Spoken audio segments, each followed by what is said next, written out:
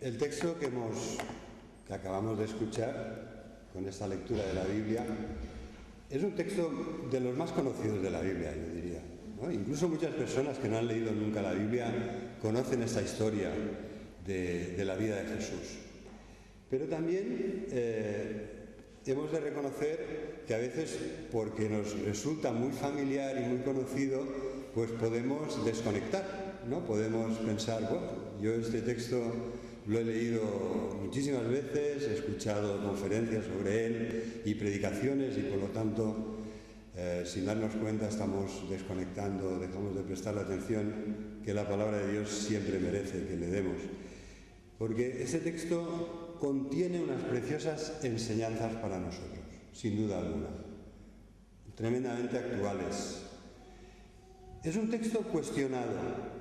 No sé si lo habréis visto, según qué Biblia tengáis, este texto es cuestionado porque lo ponen entre corchetes o hay un asterisco, una nota que dice, bueno, este texto en algunos de los manuscritos más antiguos pues no estaba incluido, y esto hace que algunos ya se acerquen a él con ciertos prejuicios, ¿no? Pero yo creo que no debe ser así, porque alguno de vosotros tiene la impresión de que el relato que acabamos de escuchar, las palabras, la actitud de Jesús, las palabras de Jesús, no se ajustan, no están en armonía con el cuadro de Jesús que nos pintan los 4 evangelios.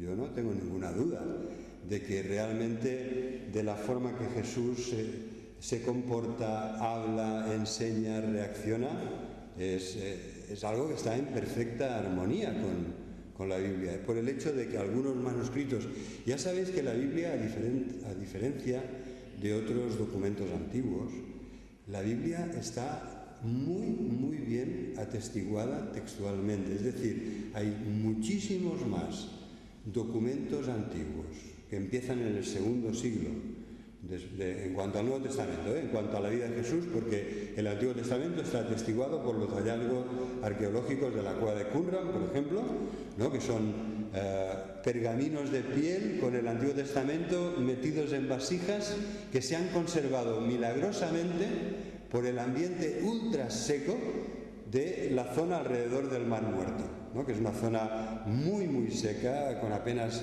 lluvia, que está por debajo del nivel, hay pocos lugares de la Tierra que estén por debajo del nivel del mar, ¿no? Como es el caso de la profunda depresión del Mar Muerto, que baja cientos de metros debajo del nivel del mar Mediterráneo, ¿no? Que está al lado y no está lejos.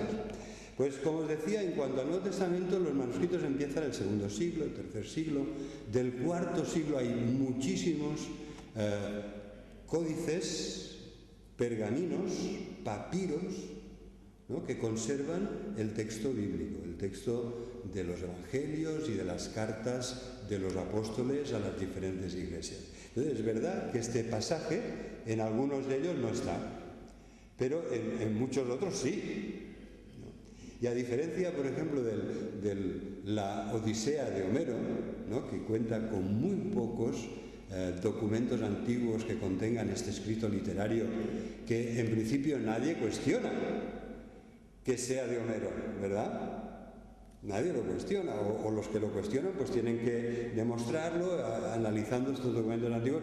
A diferencia de estos otros textos clásicos de la antigüedad, la Biblia tiene multiplicado por mucho, ¿no? Testigos antiguos, documentos antiguos, códices, manuscritos, pergaminos, papiros, inscripciones en vasijas de barro, inscripciones en tumbas y propiedades mortuorias. O sea, la Biblia realmente está muy bien acreditada documentalmente, arqueológicamente, ¿vale? Entonces, en cuanto a este texto, como os decía, es de amplia aceptación, la autenticidad de este texto es de amplia aceptación por los estudiosos de la Biblia.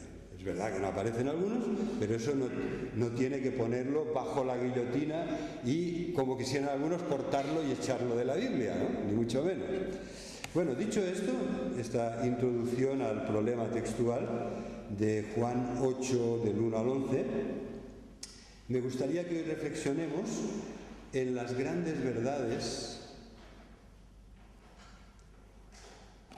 de la vida y la enseñanza de Jesús que nosotros debemos integrar en nuestras vidas y que debemos imitar, ¿no? Porque en este pasaje vemos esta vida de Jesús en la última etapa ya de su vida. Jesús está aquí ya sufriendo muchísima oposición y persecución de parte de los de su propia nación, los judíos, y nos anima a que reflexionemos en estas grandes verdades que él pone de manifiesto en este episodio tan importante de su vida. Lo primero que veremos es, la primera gran verdad que encontramos es que Jesús es infinitamente sabio y nos enseña cómo debemos ser y vivir, porque si quieres vivir sin ser, lo tienes muy difícil. Al final la vida es que se manifieste lo que somos. Y lo que Dios hace un milagro que es cambiarnos de dentro hacia afuera. Los fariseos de la época de Jesús lo hacían al revés. Por dentro decía Jesús: sois unos hipócritas redomados, sois unos sepulcros blanqueados, por fuera blancos, pero por dentro llenos de corrupción. ¿Vale? Cuando el cambio no viene realizado por el Espíritu Santo de Dios en nuestro interior, empezando en nuestro corazón, que debe ser cambiado de un corazón de piedra a un corazón sensible a Dios y a su palabra. Cuando el cambio no viene así, es maquillaje, ¿no? Nos esforzamos, cambiamos aspectos externos, pero al final, con el detonante de ciertas situaciones y circunstancias, sale lo que hay dentro. Entonces, lo primero que vemos aquí es que Jesús es infinitamente sabio y comparte con nosotros su sabiduría y nos enseña cómo debemos ser y cómo debemos vivir. ¿Qué dice el texto? Pues que Jesús, después de una tremenda discusión en el capítulo 7 con los fariseos, con los escribas, con los que se oponían a que él enseñara la verdad, Jesús se retira al monte de los Olivos, donde él iba tan a menudo a orar. La noche la pasa allí y por la mañana vuelve al templo. Había ido a Jerusalén con ocasión de la fiesta de los tabernáculos y había aprovechado para enseñar en el templo la palabra de Dios a todo aquel que la quisiera escuchar. A pesar de la oposición, él se retira discretamente por la noche, pero por la mañana valientemente vuelve al templo y vuelve a enseñar a todos. Nos dice el versículo 2: por la mañana volvió al templo y todo el pueblo vino a él y Jesús sentado les enseñaba. Esto es lo que estamos haciendo hoy, ¿verdad? Podríamos estar en muchos otros lugares, pero hemos abierto la palabra de Dios, hemos leído un episodio de la vida de Jesús y vamos a hacernos eco hoy de la enseñanza de Jesús, la que él dio en esas circunstancias tan especiales que vivió este día mientras enseñaba la palabra de Dios al pueblo de Dios, al pueblo que quería oírle y que acudía a él para aprender esas grandes verdades que Jesús tenía la capacidad de enseñar de forma profunda pero sencilla. Algunos, yo creo que no debemos confundir lo sencillo con lo simple, ¿no? Y la sencillez no está reñida con la profundidad. Precisamente Jesús, reconocido como un gran maestro, como un gran pedagogo, lo hacía así, ¿no? Lo hacía asequible, sencillo, sin renunciar por ello nunca ni a la verdad ni a la profundidad. ¿Sabéis? Jesús está aquí ante una trampa. De nuevo, porque hubo muchas trampas en la vida de Jesús, sus enemigos, aquellos que se le oponían, sobre todo en esta etapa final de la vida de Jesús. Él tuvo que sufrir mucha oposición y muchas veces iban a él con estrategias y estratagemas, ¿verdad? Nos recuerda el mundo político, ¿no? De que digo esto para ver si consigo aquello, ¿no? Y esto es precisamente lo que se encuentra aquí, ¿no? Es como aquella ocasión que llegan a él los fariseos, ¿no? Y los herodianos. Herodes, ya sabéis que era el gobernador romano, ¿no? Por eso ahí viene el dicho de Herodes era el rey de Palestina, pero también había una relación con el dominio romano, porque era una provincia romana y ahí estaba Pilato, ¿no? Y entonces llegan con una moneda y le dicen, ¿debemos dar tributo a los romanos? Ellos vivían un momento político como prebélico, casi de rebelión en contra del dominio romano. Y entonces Jesús les dice, por favor, a ver, dame la moneda. ¿De quién es esta cara que hay en la moneda? ¿De quién es la efigie? ¿Del César? Pues dadle al César lo que es del César y a Dios lo que es de Dios.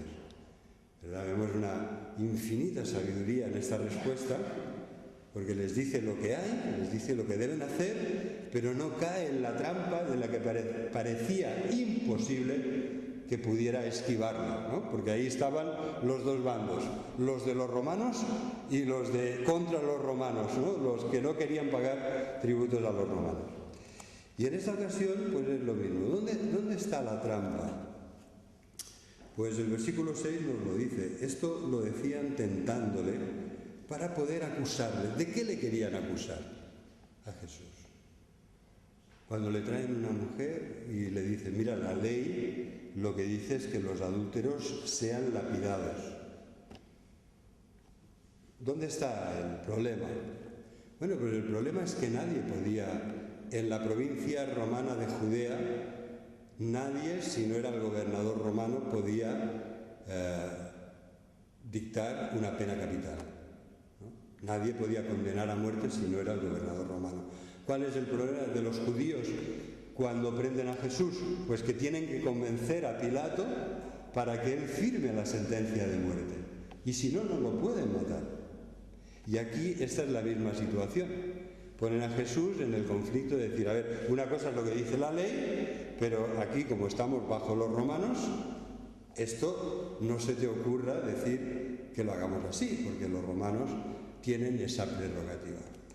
Entonces, la infinita sabiduría de Jesús, que Él comparte con nosotros en la palabra de Dios, le hace encontrar una solución divina, sabia, salomónica diríamos, ¿no? Porque de nuevo encuentra la manera de salir de esa situación preservando la vida de esa mujer y dando una gran lección, enseñando una gran verdad a todos aquellos que venían para tentarle y para hacerle caer en la trampa.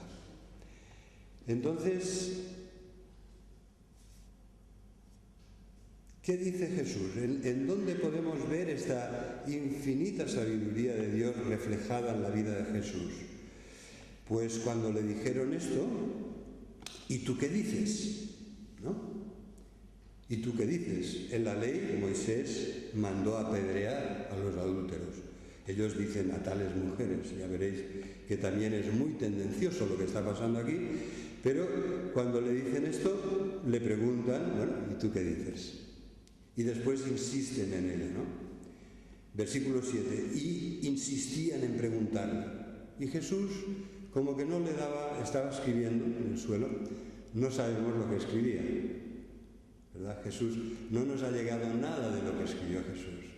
No hay ninguna otra persona de la que se haya escrito tanto como de Jesús, ¿no? Hay miles y cientos de miles de libros escritos y millones, diría yo, y en millones de copias, pero de él no nos ha llegado ningún libro escrito. Los demás escribieron, recordaron, grabaron, apuntaron las palabras de Jesús y nos las han hecho llegar a nosotros. Y entonces aquí insistían en preguntarle y él deja de escribir en el suelo y dice esto, versículo 7, el que de vosotros esté sin pecado, que sea el primero en arrojar la piedra contra ella. Y de nuevo se inclinó y continuó escribiendo.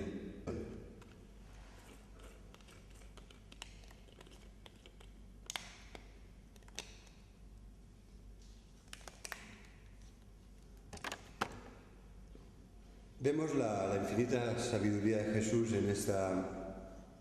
en devolver, en un sentido, en volver a poner en su campo la cuestión de decir, a ver, sí, sé lo que dice la ley, ¿no? Y cómo el pecado de adulterio es un pecado muy grave que la ley en la época de Moisés, es decir, a unos 1500 años antes de Jesucristo, se había establecido esta ley, que era en la antigüedad pues era una ley bastante común, ¿no? Porque eran otras épocas que las del humanismo que estamos viviendo nosotros ahora en el siglo XXI. Y entonces les plantea, bueno, pues si la ley dice esto, el que esté libre de pecado, que tire la primera piedra.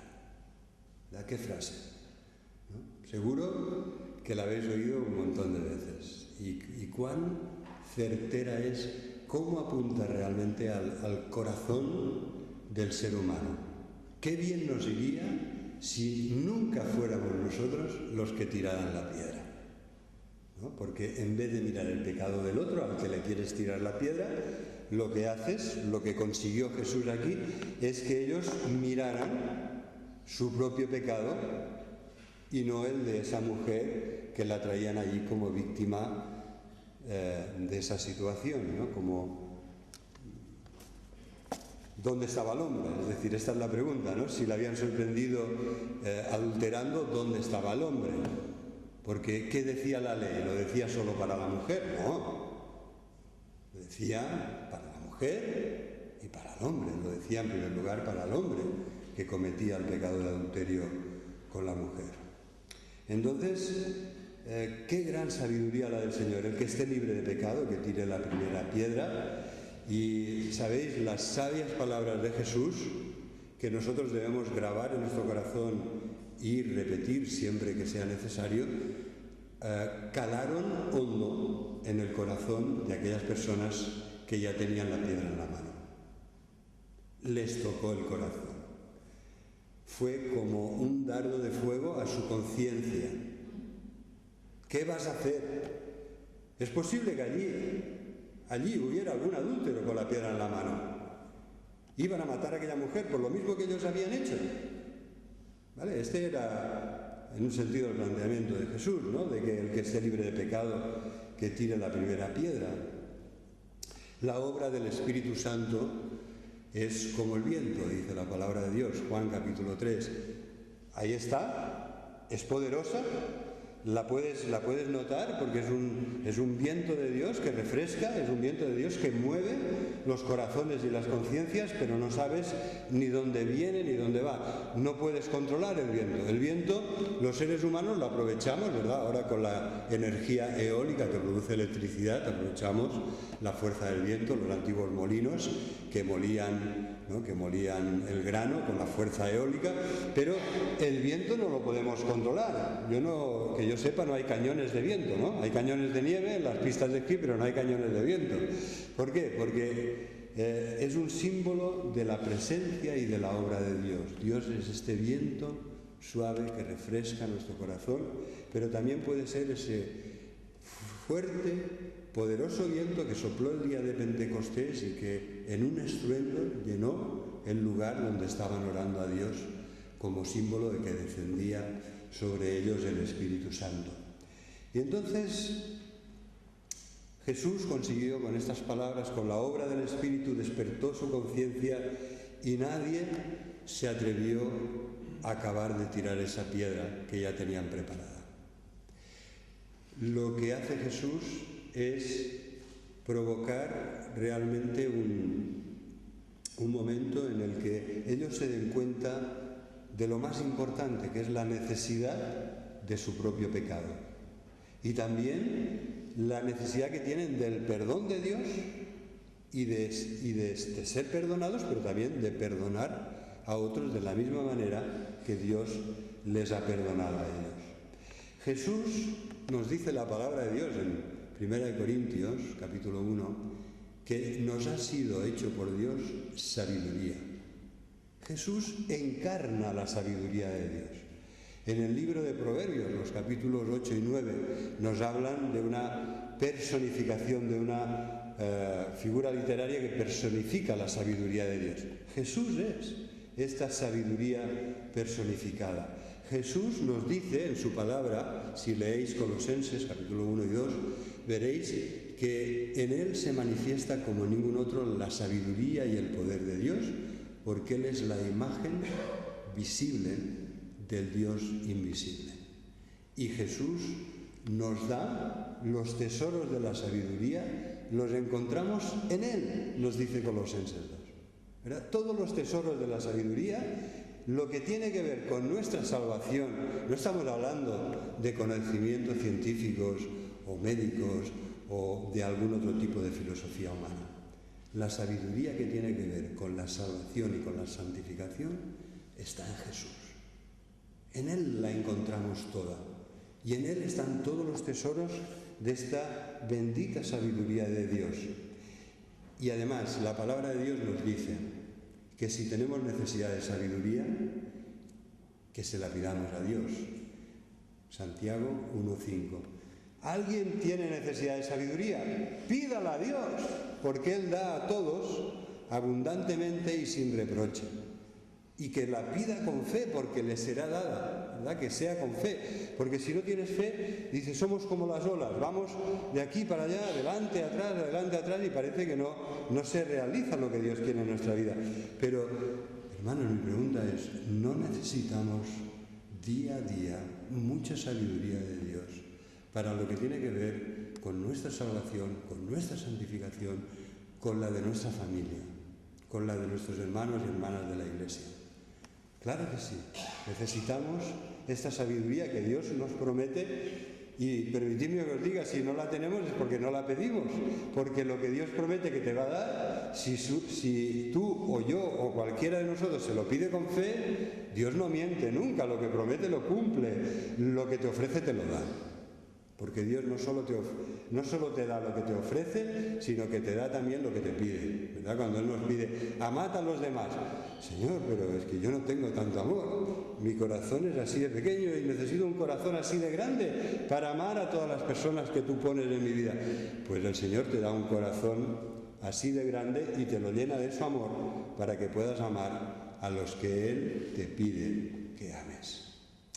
Esto nos lleva a la segunda gran verdad.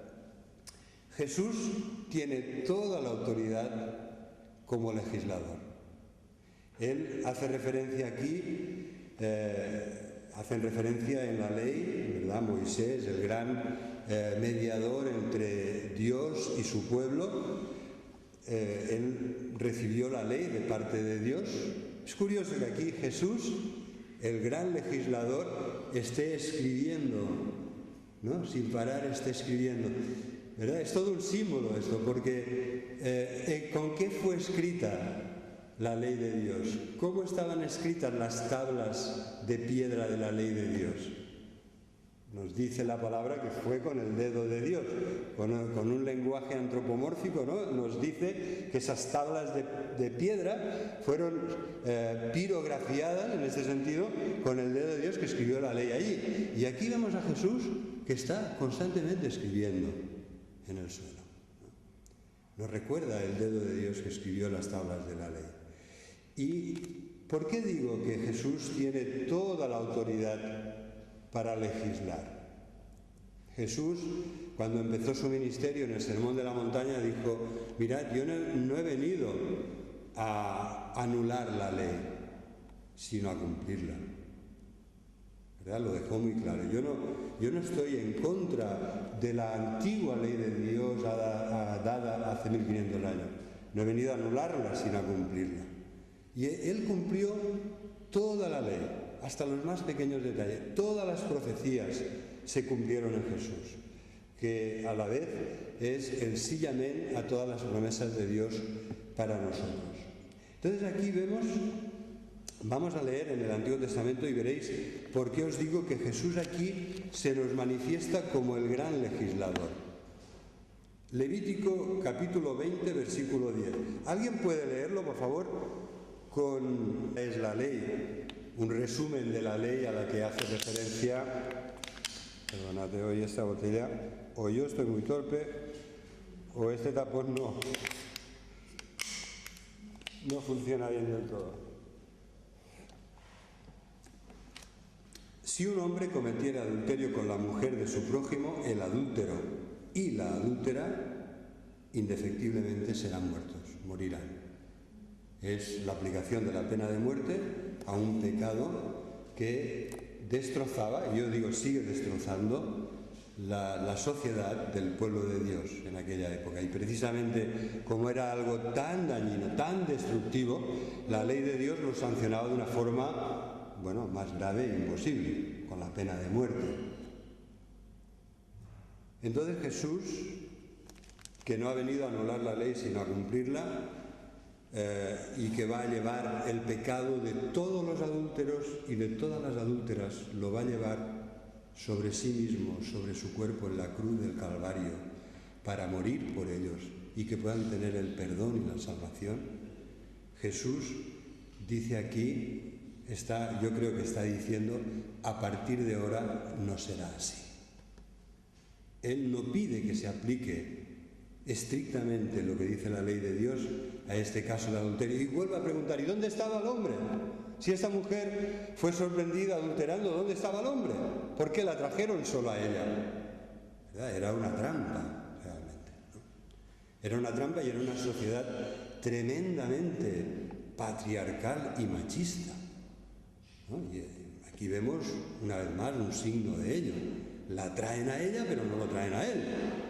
Cuando ambos, por la ley de Dios, eran igualmente culpables y merecían el mismo castigo o el mismo perdón, pero era algo que se extendía a ambos, ¿no? Se aplicaba a ambos por igual. Entonces Jesús, en esta situación, lo que dice es, no va a haber pena de muerte sino perdón, porque yo voy a morir en la cruz por todos los pecadores, por todos los pecados. No hay nada ni nadie, ¿no?, que sinceramente arrepentido de sus maldades y pecados delante de Dios, clamando al Señor, buscando el perdón de todo corazón, no hay nada ni nadie, nunca nadie ha sido rechazado. Leíamos el domingo pasado, el que a mí viene, no le echo fuera. Son palabras de Jesús. Cuando alguien sinceramente arrepentido, tocado y consciente de sus maldades, busca el perdón de Dios en Jesús, el que a mí viene, no le echo fuera. El que crea en mí tiene vida eterna, recibirá el perdón de sus pecados y vivirá por toda la eternidad. Este es el mensaje del Señor aquí. Hay una nueva ley, hay una nueva forma de entender la ley. ¿Sabéis? Jesús, cuando le hablan de si es lícito divorciarse por cualquier causa, ¿qué dice? Esta es una pregunta que le dirigen a Jesús también en esta última etapa. Seguramente también era otra vez una de estas estrategias para ver qué decía y si podían hacerlo caer. Señor, ¿es lícito al hombre divorciarse, ¿no?, por cualquier causa? Esta era la práctica real de la época de Jesús. Los hombres se divorciaban por cualquier causa, ¿vale? Y había casos escandalosos de cualquier excusa era suficiente para conseguir el divorcio, repudiar a su mujer y casarse con otra o con otras, porque incluso a veces había poligamia, ¿no? Entonces, en esa situación, ¿qué dice Jesús? Dice, no, al hombre no le es lícito divorciarse por cualquier causa, excepto por causa de fornicación, ¿verdad? Por cualquier causa, no. Jesús está diciendo que no a la moralidad que imperaba en su época, y nosotros debemos estar preparados, queridos hermanos, porque la moralidad de nuestra época, ya sabéis, que va como si fueran en un caballo desbocado a galope por un precipicio cuesta abajo, ¿verdad? Así va la moral de nuestra época y de nuestra sociedad. Pero nosotros como cristianos debemos estar muy atentos a esta sabiduría de Jesús que nos da su palabra para que nosotros participemos de esta sabiduría y no vivamos según la sabiduría del mundo, sino según la probada y admirable sabiduría de Dios que nos ha sido dada en su palabra. Lámpara es a mis pies tu palabra y lumbrera a mi camino. ¿verdad? Hacemos mal cuando para saber cómo debemos vivir y cómo debemos ser y cómo comportarnos, echamos manos de libros de autoayuda o de filosofías de esta época o de religiones a la carta que lo mezclan todo. Hermanos, tenemos la palabra de Dios. Volvamos, como dice la palabra, a las sendas antiguas, a la verdad que no nos va a fallar, porque la palabra de Dios nos marca un camino que no es fácil, pero ¿sabéis lo bueno que tiene? Que está limpio de minas. No nos van a explotar debajo de los pies. Es un camino que el Señor ha limpiado, ¿no? Ha nivelado para que no nos hundamos en una trampa, en un pozo sin fondo, para que no nos explote una de estas cosas que cogemos en las manos como el resto de nuestra sociedad y empezamos a jugar con aquello como si no tuviera importancia y después, ¡pum!, nos explotan las manos y estamos al final destrozados, porque aquello era un pecado terrible que ha entrado en nuestra vida, nos ha hecho daño y ha destruido nuestra vida, nuestro testimonio y seguramente ha afectado también a los que nos quieren, como es el caso del adulterio que aquí se trata. Entonces Jesús, en su enseñanza sobre este tema, dice, no es lícito al hombre divorciarse por cualquier causa, sino por causa de fornicación, es decir, cuando hay adulterio. En ese caso, lo que rompe el matrimonio no es el divorcio, ha sido el adulterio, hermanos. El adulterio es una bomba a las promesas de amor y fidelidad que prometemos en exclusivo al hombre o a la mujer con el que hemos contraído votos delante de Dios. ¿Vale? Y es por eso que Jesús dice, bueno, cuando pasa una cosa así tan grave, estamos hablando de otro problema, de algo mucho más grave. Pero por cualquier causa, no. Hermanos, ¿y qué pasa en nuestra sociedad? ¿Por qué se divorcian las personas a nuestro alrededor? Es que parece que estemos en la época de Jesús. Es que es lo mismo, por cualquier causa, ¿no? No hace falta. Mirad, hemos llegado al punto que en España es divorcio express y que no hace falta ni siquiera que des ninguna causa. A ver, poniendo una pared, yo me caso, yo me descaso, ¿no? Sin ningún tipo de traba, aparte de los trámites legales correspondientes. Divorcio express. Bueno, pues tenemos aquí que Jesús deja muy claro que lo que en el Antiguo Testamento era adulterio y pena de muerte, en el Nuevo Testamento es, según él, la única causa legítima por la cual realmente el matrimonio se ve afectado y la parte inocente se puede plantear si quiere continuar o no. De la misma manera que Pablo hablará también del abandono del hogar por parte del cónyuge no cristiano, ¿no? Imaginaros que en un matrimonio uno de los dos se convierte a Jesús, empieza a ir a la iglesia, en su casa en vez de ver la tele empieza a leer la Biblia. Cuando el marido o la mujer le dice vamos a hacer esto, vamos a hacer aquello, dice no, ¿qué dices? Yo nunca más volveré a hacer esto, que sé que esto es terrible y no lo voy a ver. Y entonces llega un momento que dice, me han cambiado a mi pareja, yo me voy, ¿no? ¿Y qué hace el cristiano que ha sido abandonado porque a causa de su fe su vida matrimonial ha cambiado de tal manera que el otro no quiere saber nada de él? Yo conozco casos así, ¿verdad? Y en la antigüedad pasaban cosas así. Pues Pablo dice, bueno, a paz nos llamó Dios, ya no estamos sujetos a servidumbre. Si la persona no quiere seguir conviviendo contigo y te abandona, ¿qué vas a hacer? ¿Coger una maleta e ir corriendo detrás de él como un perrito? No puedes, ¿verdad? Si el otro no quiere saber nada más de ti, no puedes. No puedes impedir que el otro se aparte, que el otro se vaya, que el otro te abandone, que el otro rehaga su vida con otra persona. Pues en este caso también la palabra de Dios, ¿no? Lo que se conoce como el privilegio paulino, también, que normalmente involucra también un adulterio, normalmente siempre al final se llega ahí.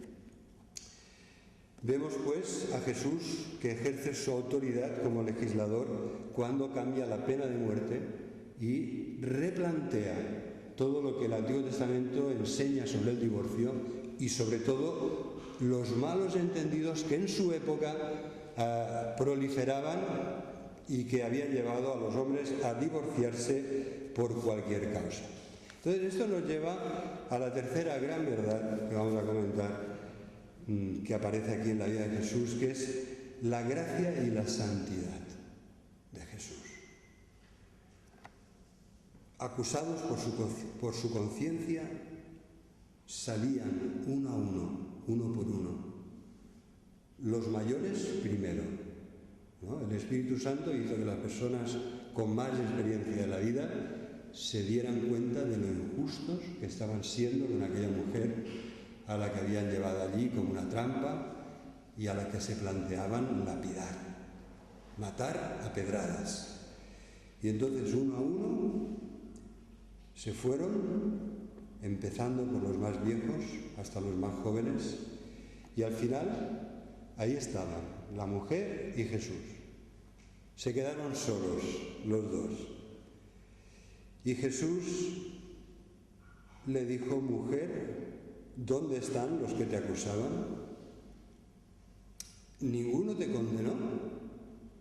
¿Ninguno se atrevió a tirar la primera piedra? No, Señor, ninguno, Señor. Entonces Jesús le dijo: yo tampoco te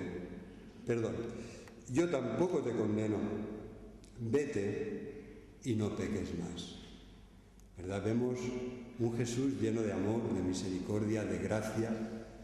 Vemos un Jesús mucho más tolerante que las personas de su época, mucho más abierto de mente, pero al mismo tiempo vemos un Jesús santo, justo, verdadero, que no cede en aquello que no ha de ceder.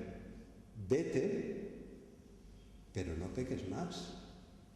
¿Verdad? Jesús conserva realmente toda la autoridad de la palabra de Dios en estas palabras finales. Vete, yo te perdono, no te condeno, pero no peques más. Y hermanos, esto es lo que deberíamos oír siempre que nosotros pecamos. Te perdono, pero no peques más. ¿Verdad? Lo que no podemos hacer es banalizar el pecado, adaptarnos a esta sociedad, seguir la relajación moral, ¿no? en aras a una tolerancia que todo el mundo nos exige en nuestra sociedad, porque la tolerancia es como un bálsamo que se pone a todo, ¿no? Para poder convivir en paz, en el trabajo, en la familia, en la sociedad, entre diferentes grupos políticos, en el país, en la nación, o también incluso entre naciones internacionalmente. Hay que ser tolerante, pero hay un aspecto muy positivo de la tolerancia que tiene que ver con el respeto al otro, con la paciencia hacia el otro, pero hay un aspecto muy negativo que es ser laxo moralmente, ceder, ¿no? Transigir en aquello que no debemos nunca cambiar y adaptarnos al mundo y al final ser derrotados por las ideas y esta nueva moralidad del mundo en el que vivimos, que va en contra de la verdadera moralidad de lo que Dios dice que está bien y que está mal y que encontramos en su palabra. ¿Verdad? El Señor dice que el sexo es su voluntad para las personas dentro del matrimonio, que prohíbe el adulterio, prohíbe el otro tipo de relaciones extraconyugales que pueda haber, o que en este sentido el plan de Dios para el ser humano, para el hombre y para la mujer, es el amor y el disfrute y expresión de ese amor también de una forma sexual, pero dentro del matrimonio. La sociedad nos dice: pero qué tontos, ¿no? Ahora, cuando tenemos jóvenes en nuestras iglesias que han esperado a casarse para hacer vida marital, hermanos, esto es digno de verdad. O sea, yo estoy alucinando, porque nuestra sociedad ha cambiado tanto. Hoy en día esto es tan raro, es tan extraño, que los pondrían en exposición para que todo el mundo lo vea, ¿no? Para que todo el mundo sepa que todavía hay jóvenes que lo ven así, que piensan así y que lo están viviendo con integridad y en comunión con el Señor de esta manera. ¿No os habéis encontrado nunca en estas situaciones? Yo me quedo alucinado, porque es así. Es el mundo al revés, o sea, se ha cambiado lo que hace no tantos años era bueno y de buen nombre y estaba visto y al menos de puertas afuera era lo políticamente correcto. Hoy en día realmente es especial y extraño. Pero mi pregunta es: ¿por esto vamos a cambiar?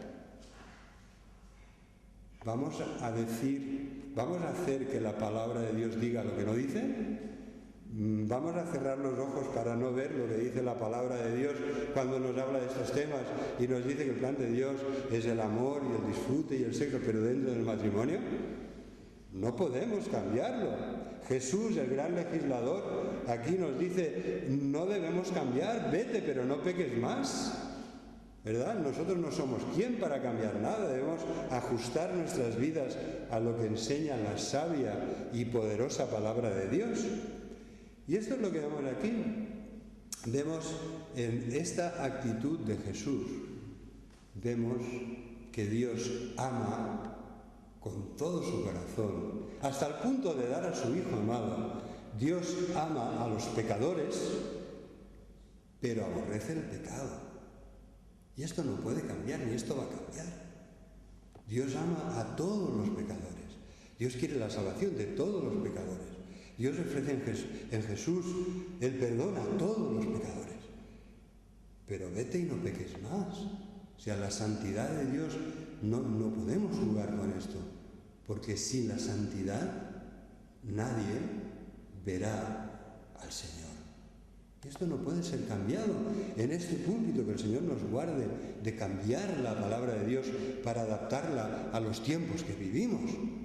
Porque aquí lo que debemos hacer es seguir proclamando las grandes verdades de la palabra de Dios para que todos los que estamos aquí las oigamos, las integremos en nuestro corazón y en nuestra vida y las compartamos con otros. Y vemos que efectivamente es así. El mundo nos pide que seamos tolerantes, pero la tolerancia malentendida nos llevará en los caminos de los derroteros, de la permisividad, de la laxitud y de la adaptarnos al mundo y ser derrotados espiritualmente, ¿no?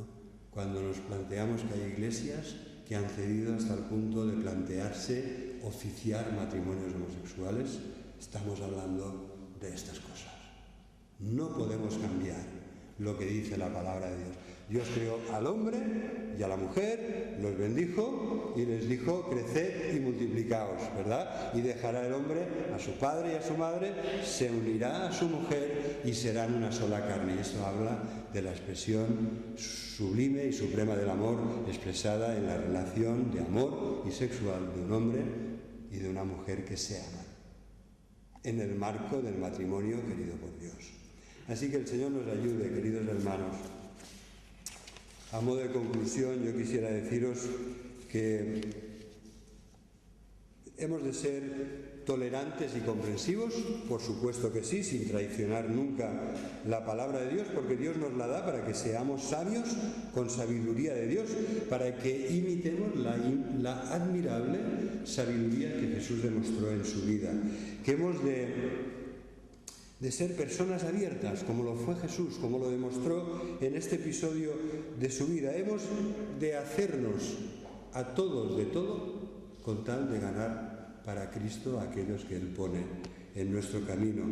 Hemos de hacernos siervos de todos por amor de Jesús, pero esto debe ir siempre acompañado de la santidad y de la disciplina en nuestra propia vida. ¿Cómo vas a ayudar a una persona que salga del pantano, de las arenas movedizas del pecado, si tú lo primero que haces es tirarte allí y hundirte con él? ¿Cómo le vas a ayudar? Quédate fuera y échale una mano desde fuera. Aquellos que somos arrastrados al pecado no podemos ayudar a nadie. Estamos ahí, con ellos en el cielo, ¿verdad? Hemos de mantenernos para el Señor santos, cogidos de la mano del Señor para ayudar a otras personas. Y sobre todo seamos tolerantes en el sentido de aceptarnos unos a otros, ¿no? Como Cristo nos ha aceptado a nosotros, así también aceptémonos unos a otros con el amor del Señor que allana el camino, que lima asperezas y que nos permite ir mucho más allá de lo que iríamos en nuestras propias fuerzas. El sobrenatural amor de Dios derramado en nuestro corazón hace posible lo imposible, que amemos a personas que de otra manera nos resultaría muy difícil amar porque no hay compatibilidad o porque son personas realmente difíciles de amar, ¿no? Y el amor del Señor lo hace posible. Hermanos, Jesús sufrió la intolerancia, la oposición, el acoso de los otros hombres, como vemos aquí, ¿no? Constantemente al final se tenía que esconder porque querían matarlo. Incluso querían matar a su amigo Lázaro, que él resucitó, ¿no? Porque ya eran tantas las personas que seguían a Jesús, que escuchaban a Jesús, que habían decidido matarlos de la forma que fuera. Pero Jesús fue a la cruz no porque los hombres pudieran más que Él, sino porque Él quiso recibir el castigo de Dios en nuestro lugar. Este castigo que merecen todos los que somos pecadores. Hoy hemos hablado del caso de adulterio, pero ya sabéis que el que mira a una mujer para codiciarla ya adulteró con ella en su corazón. O sea, Jesús va mucho más allá de lo que sería un acto de infidelidad consumado, realizado físicamente, ¿no? La santidad que Dios nos pide es realmente este modelo de Jesús, que pone el listón tan alto, lleno siempre de amor y de bondad, sin ceder nunca en lo que tiene que ver con la verdad y la santidad y la justicia de Dios. Jesús demostró en la cruz que el pecado es tan terrible que Dios no tuvo otra manera de solucionar nuestro problema, nuestra enfermedad espiritual de pecado, que dándonos a su Hijo para que Él cargara nuestros pecados, para que Él recibiera el castigo que nosotros merecíamos al morir en la cruz del Calvario. Gracias a Dios por esta obediencia sacrificial de Jesús, que sufrió el juicio y el castigo por nosotros, a nuestro favor y en nuestro lugar. Qué ejemplo de amor y de sacrificio nos ha dado tan bonito para que nosotros también amemos y nos sacrifiquemos por los demás. Que Dios los bendiga.